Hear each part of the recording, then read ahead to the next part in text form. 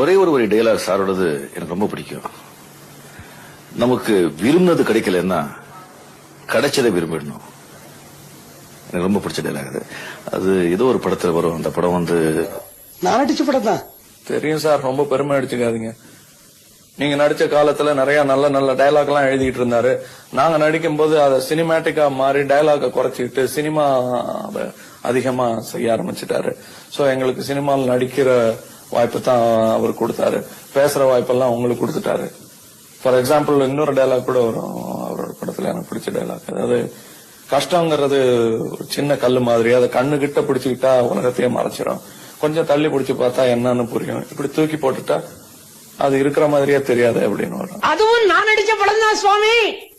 ஏன் நாகேஷ் இப்படி கத்துற? பொள்ளாச்சிக்கு கேட்க வேண்டாமா?